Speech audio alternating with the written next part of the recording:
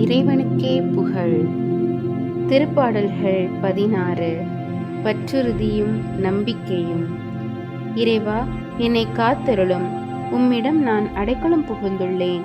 நான் ஆண்டவரிடம், நீரே என் தலைவர், உம்மையன்றி வேறு செல்வம் எனக்கில்லை என்று சொன்னேன். பூவுலகில் உள்ள தூயோர் எவ்வளவோ உயர்ந்தோர், அவர்களோடு இருப்பதே எனக்கு பேரின்பம்.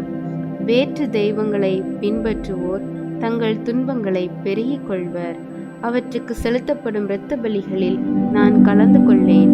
அவற்றின் பெயரை கூட நாவினால் உச்சரியேன். ஆண்டவர் தாமே என் உரிமை சொத்து, அவரே என் கிண்ணம். எனக்குரிய பங்கை காப்பவரும் அவரே. இனிமையான நிலங்கள் எனக்கு பாகமாக கிடைத்தன. உண்மையாகவே என் உரிமை சொத்து வளமானதே. எனக்கு அறிவுரை வழங்கும் ஆண்டவரை போற்றுகின்றேன். இரவில் கூட என் மனச்சான்று என்னை எச்சரிக்கின்றது.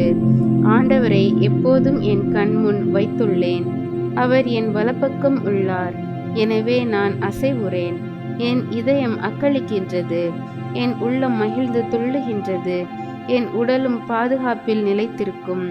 ஏனெனில் என்னை பாதாளத்திடம் ஒப்புவிக்க மாட்டீர். உம் அன்பனை படுகொலியை காணவிட மாட்டீர். வாழ்வின் வழியை நான் அறியச் செய்வீர்.